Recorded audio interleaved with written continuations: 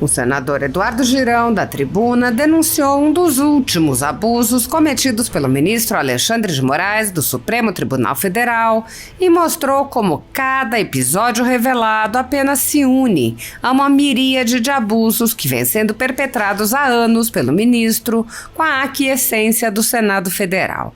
O senador disse: o Estado não pode estar a serviço dos donos do poder, absolutamente. E o que está acontecendo, a gente fica se perguntando: existe democracia mesmo no Brasil ou isso é falácia? Girão apontou que vê na população a preocupação com o estado de coisas, com a usurpação de poderes pelo Supremo Tribunal Federal e, especialmente, com as injustiças que vêm sendo perpetradas. Eduardo Girão mencionou a revelação de um relatório da polícia italiana que desmente a versão do ministro Alexandre de Moraes sobre um suposto ataque a seu filho em Roma.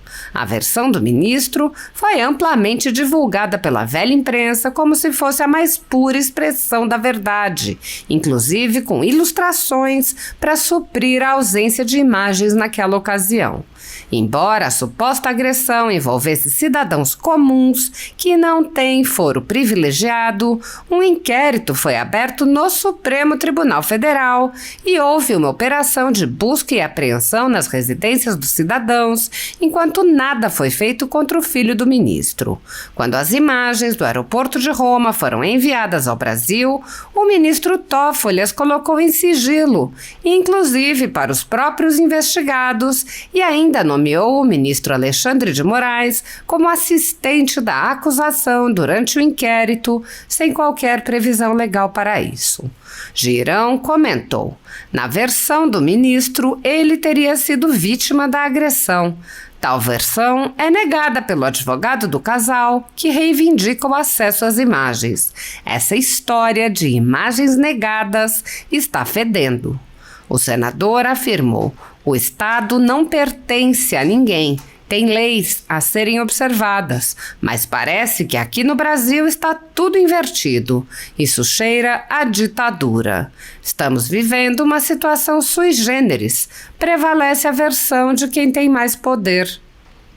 O senador lembrou ainda que o inquérito gerou um relatório que foi contestado pela Associação Nacional de Peritos Federais e disse: o que fez o diretor-geral da Polícia Federal nomeado pelo Lula mandou abrir um procedimento disciplinar contra o perito, praticando uma espúria perseguição numa completa inversão de valores. Eduardo Girão afirmou: o fato é que a atuação do ministro Moraes tem sido abusiva há muito tempo, a começar pelo famigerado inquérito das fake news, onde ele é acusador, investigador, julgador, dono da bola e tudo mais que você puder imaginar. O senador lembrou que o ministro se autonomeou censor da sociedade brasileira e acrescentou: e não se constrange nem um pouco em usar 2 pesos e 2 medidas, demonstrado agora com as declarações públicas do deputado Janones, que confessa que mentiu nas redes sociais. Cadê que vai atrás dele para incluir no inquérito das fake news? Por que não? O senador lembrou que, além das perseguições políticas que se estendem há anos, há ainda a questão dos abusos que vêm sendo cometidos nos julgamentos dos atos do dia 8 de janeiro. Ele mencionou o caso de uma senhora que foi condenada a 17 anos de prisão e explicou: sabem o que ela estava portando quando foi detida? Um terço e uma Bíblia. É o Estado abusando do poder para esmagar aqueles que pensam diferente em atitude típica de ditaduras sangrentas. O senador Eduardo Girão lembrou aos colegas que a população vem manifestando crescente indignação com a omissão deliberada do Senado. Ele comparou a omissão subserviente dos senadores a um corpo presente no plenário da Casa e disse: não pode haver privilegiados perante a lei. Os mesmos direitos do ministro devem ser garantidos ao casal Mantovani.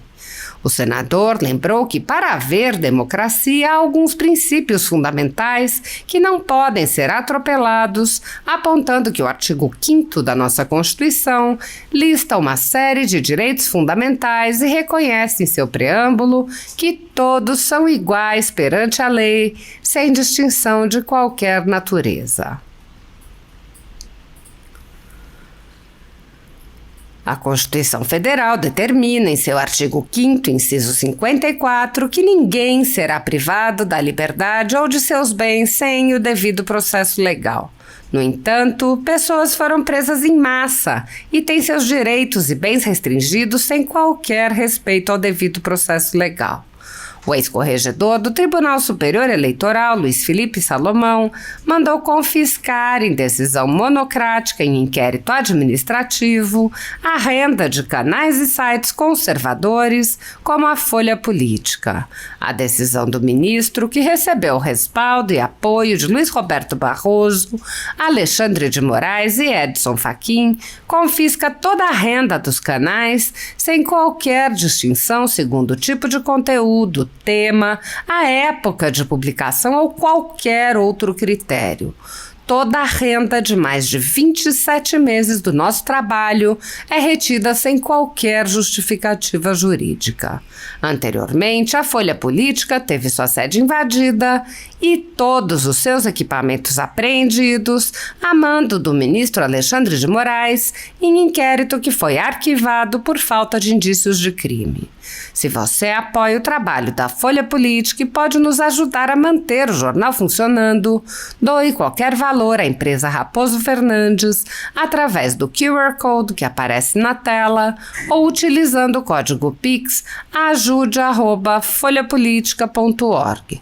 Caso não use Pix, a conta da empresa Raposo Fernandes está disponível na descrição deste vídeo e no comentário fixado no topo. Há mais de 10 anos, a Folha Política vem enfrentando a espiral do silêncio imposta pelo cartel de mídia que quer o monopólio da informação. Pix ajude@folhapolitica.org. Assista. Paz e bem, meu presidente, senador Dr. Irã, do estado abençoado de Roraima, obrigado por mais uma vez abrir essa sessão na segunda-feira. Senadoras, senadores, funcionários dessa casa, assessores e você que está nos assistindo, brasileiras, brasileiros, dos rincões aí do nosso interior desse país, porque a TV Senado, a Rádio Senado, a Agência Senado, graças ao trabalho de toda a sua equipe, tem aí cada vez mais conquistando repercussão, audiência. Eu digo isso porque sou testemunha quando vou no interior do meu estado, do Ceará, e outras visitas que eu faço em outros estados também. É impressionante como tem repercutido o trabalho dessa equipe. Senhor presidente, o momento que a gente vive de provação no Brasil, onde as liberdades estão sendo caçadas, onde críticos desse sistema apodrecido estão sendo perseguidos, eu, como parlamentar, eleito pelo voto direto dos cearenses, não posso me calar sobre o que nós temos visto. São sinais e sinais o tempo inteiro. É aquela velha história do sapo na panela quente, que vai aumentando a temperatura, aumentando, ele morre sem saber. Mas nós estamos despertos. Muita gente no Brasil gostando de política, desperta, e acompanhando tudo isso e começando a voltar para as ruas, o que é um sinal extremamente positivo de consciência do povo brasileiro sobre aberrações que estão acontecendo no coração do mundo, pátria do Evangelho, que é o Brasil. Olha, o Estado não pode estar a serviço dos donos do poder. Absolutamente. E o que a gente tem visto ultimamente de sinais acontecendo, a gente fica se perguntando, nós temos democracia mesmo no Brasil ou isso é falácia? Ou isso é conversa para boi dormir? Que entra por um ouvido, sai pelo outro. E muitas vezes as pessoas começam a duvidar. Eu sou um parlamentar que converso com as pessoas nas praças, nas ruas, nos mercados, independente se é de direita, se é de esquerda, se é contra o governo, é a favor do governo, e eu vejo uma preocupação legítima dos brasileiros com esses ativismos judiciais que a gente está vendo, de um poder usurpando a competência dos outros poderes, especialmente o Supremo Tribunal Federal, das casas legislativas. Mas isso, como nós não estamos resolvendo aqui, estamos sendo tolerantes com isso, com parcimônia, com a Constituição sendo rasgada. Graças a Deus essa casa, doutor Irã, graças aos colegas, o presidente Rodrigo Pacheco também tomou consciência e começa a reagir, não contra ninguém, mas a favor do Senado, do Congresso brasileiro, como tem que ser. Começamos a dar algumas respostas, PEC antidroga, amanhã tem um debate aqui na casa, 31 de outubro, na Comissão de Constituição e Justiça, o Efraim vai comandar, o senador Efraim, a PEC antidrogas, tendo em vista a usurpação do julgamento da descriminalização das drogas, que o Supremo, de forma irresponsável, usurpadora, está fazendo, porque nós já votamos 2 vezes aqui e dizemos não, tolerância zero ao porte de drogas. Mas certas situações, injustiças, como tem acontecido com os brasileiros no dia 8 e 9 de janeiro, quem errou tem que pagar. Tem que pagar mesmo, não pode passar a mão na cabeça de quem entrou quebrando. Mas tem que dar direito à ampla defesa. Tem que respeitar a Constituição. Tem que colocar os crimes que estão previstos. E não querer dar recado com algo abusivo, político, porque virou um tribunal político o STF. E aí transcende para o mundo. O mundo começa a ver, senhor presidente, aberrações lá fora. Isso são sinais que Deus está mostrando para o brasileiro lá fora, que o abuso de autoridade está acontecendo aqui dentro. E vai acontecer se não tomarmos medidas. Esse caso do incidente envolvendo o ministro Alexandre de Moraes no aeroporto de Roma, em 14 de julho, curiosamente, e não existe coincidência, na queda da Bastilha, 14 de julho é a queda da Bastilha. Começou ali, Revolução Francesa, e aconteceu esse fato exatamente no dia 14 de julho, no qual teria sofrido uma suposta agressão, o ministro, de um casal de brasileiros, Roberto, 71 anos, e a sua esposa, Andréa, ambos da família Mantovani. Desde o início, isso tem suscitado grandes controvérsias com muitas irregularidades. O ministro estava na Itália para participar de uma palestra, convidado pelo grupo José Alves, um conglomerado empresarial que é dono do centro universitário Alves Faria, Unialfa, que promoveu a palestra na Europa, e da Vitamedic, fabricante da ivermectina, que foi estigmatizada durante a pandemia. Veja como as coisas são, o mundo dá volta. Na versão do ministro, ele teria sido vítima de agressão, com insultos também à sua esposa e filho. Tal versão é negada pelo advogado do casal Mantovani, que reivindica o acesso às imagens até agora negadas. Por que essa história de imagem negada está fedendo? Dentro do Brasil e lá fora. Todo mundo lembra agora na CPMI que as imagens foram negadas pelo ministro da Justiça, Dino. Quando o parlamento, uma CPMI mista entre senadores e deputados, aprovou um requerimento para que essas imagens fossem entregues para a CPI, para ver por que a Força de Segurança Nacional, por exemplo, estava parada com 300 homens. Quem entrou no Ministério da Justiça naquele dia? Que horas? Mas foram negadas essas imagens, mesmo com a aprovação do parlamento. Ou seja, o governo do Brasil, o executivo, desrespeitando o parlamento, que é o povo brasileiro, desrespeitando o povo brasileiro. Agora, essas imagens também são negadas lá com relação a esse incidente em Roma. Coincidentemente, em Roma, o império que caiu. É justo que ambas as partes recebam o mesmo material para análise, pois existe uma versão de que o filho do ministro teria também cometido agressões e que outras pessoas na fila também se manifestaram com críticas ao ministro. Mesmo assim, com a rapidez jamais vista, a ministra Rosa Weber, na época presidente do STF, expediu mandados de busca e apreensão na residência da família Mantovani, com a clara intenção de intimidar. O Estado não pertence a ninguém, não é aparelhado para ninguém mandar nele. Tem leis a serem observadas. Parece que aqui no Brasil está tudo invertido. Está tudo invertido, isso é muito perigoso. Isso cheira ditadura. Então, estamos vivendo uma situação sui generis nessa história. Prevalece a versão de quem tem mais poder. Esse é o recado dado à sociedade brasileira, que já está muito preocupada, aflita, com os abusos cada vez mais intensos de um ativismo judicial incompatível com as prerrogativas constitucionais do STF, da Corte Suprema.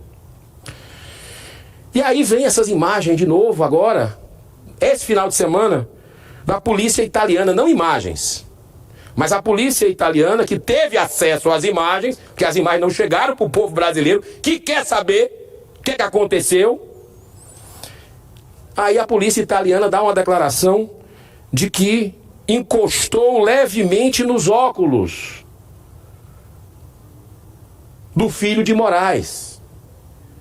Olha só, que o senhor Mantovani não foi um tapa, não foi um tabefe, graças a Deus, que a violência jamais se justifica, mas encostou levemente nos óculos. Pouco diferente do que chegou a realidade para os brasileiros.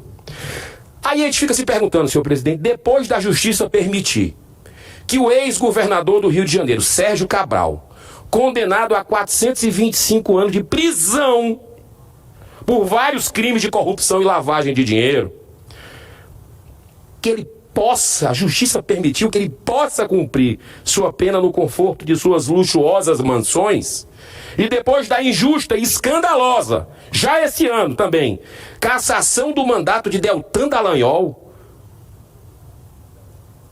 que foi na velocidade da luz, cassado por algo que sequer tinha dado início, um negócio que, por crimes que poderia fazer. É uma vergonha, uma mancha na história do Brasil que fizeram com esse rapaz, com esse brasileiro corajoso. Sabe por quê? Porque prendeu o bandido.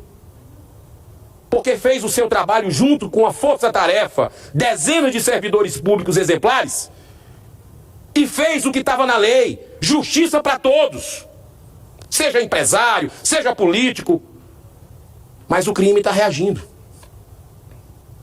Como aconteceu na Itália. Olha a curiosidade, a Itália. Operação Mãos Limpas lá.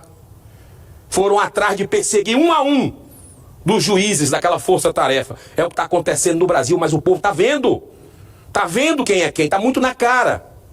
Deltan Dallagnol foi cassado porque chegou aqui também e já montou um ministério paralelo, o Shadow Ministry. Escalou parlamentares que foram voluntários dentro das suas vocações para monitorar os ministérios do governo Lula. Ele começou esse trabalho. Ele foi um dos responsáveis, que estão querendo fazer ainda, caçar as redes sociais da gente, controlar as redes sociais.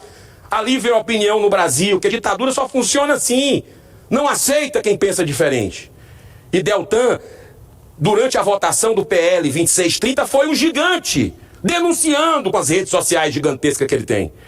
O que é que fizeram com ele? Caçaram. 400 e tantos mil votos de paranaenses desrespeitaram.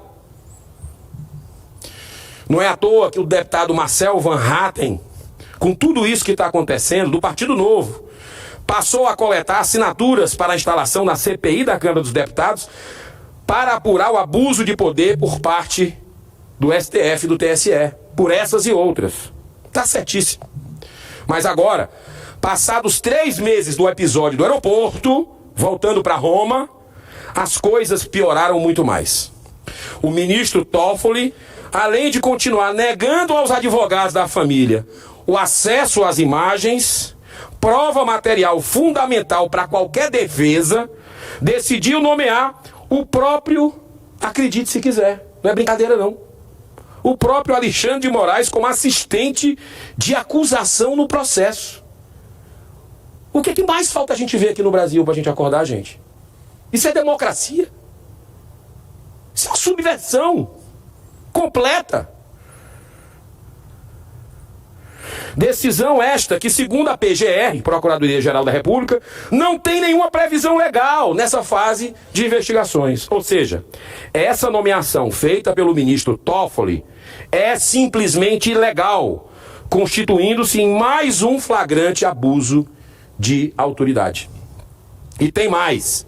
A Polícia Federal apresentou um primeiro relatório muito estranho sobre o caso, visando claramente validar a versão de Alexandre de Moraes. Acontece que tal relatório foi feito por um agente da polícia, quando deveria ser realizado por um perito.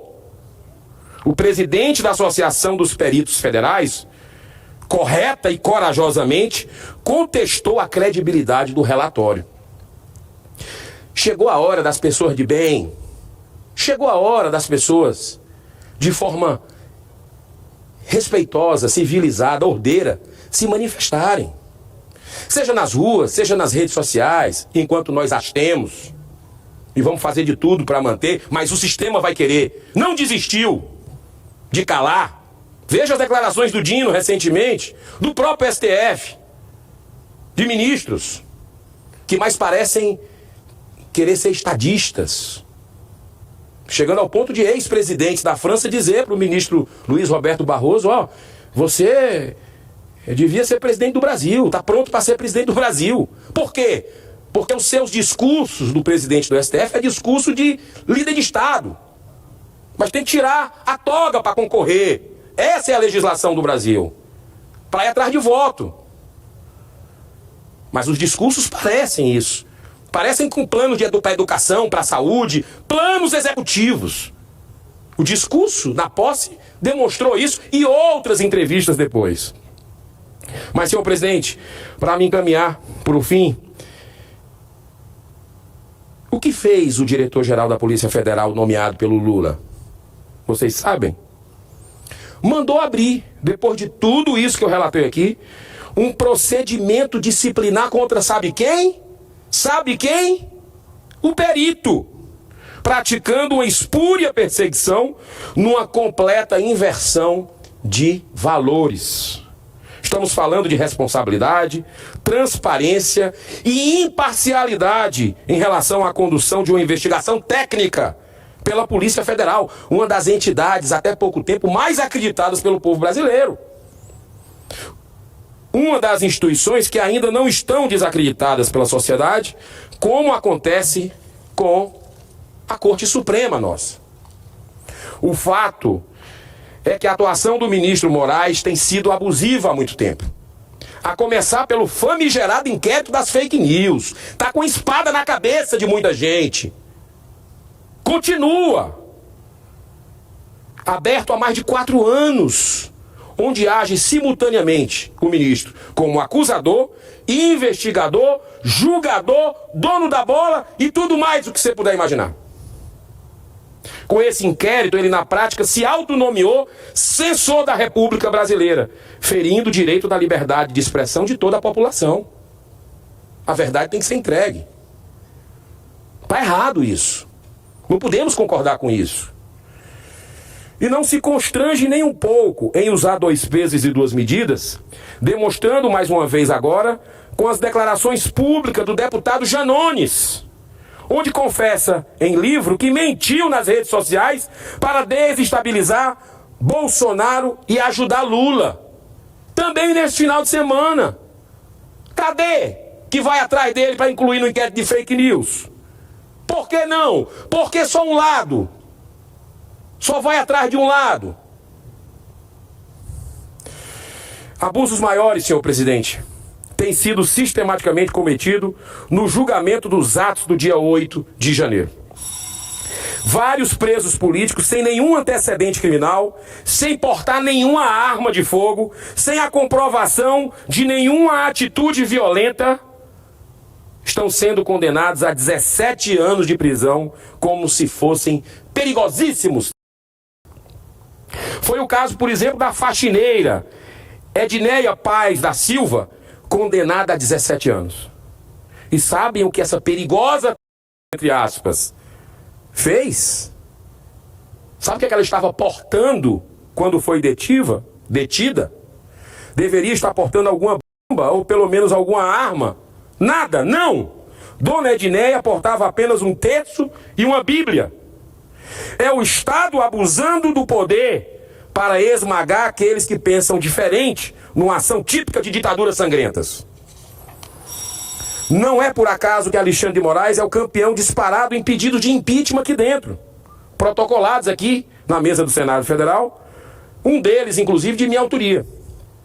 A população vem manifestando crescente indignação com a deliberada omissão do Senado diante desses mais de 60 pedidos de impeachment do Supremo engavetadas solenemente. É um corpo que está aqui nessa sala do Senado, que está aqui nesse plenário. É um defunto. Senhor presidente, a sua tolerância é muito grande. Eu peço um minuto para concluir mais. Está existindo aqui um outro inaceitável abuso por parte do diretor da PF, quando dá início ao procedimento disciplinar contra o perito, que nada mais fez do que cumprir com sua obrigação profissional e constatar uma irregularidade processual que claramente visa favorecer uma das partes.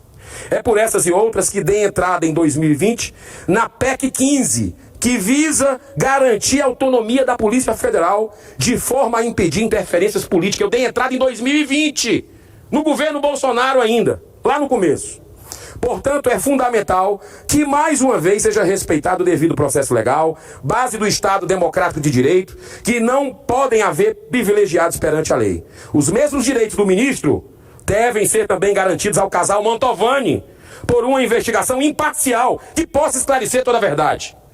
Concluindo, como não se trata apenas de justiça, mas de respeito aos princípios fundamentais que norteiam qualquer democracia, encerro destacando o preâmbulo de um dos artigos mais importantes da nossa Carta Magna. O artigo 5º, que é cláusula pétrea, com seus 75 incisos que tratam dos direitos essenciais.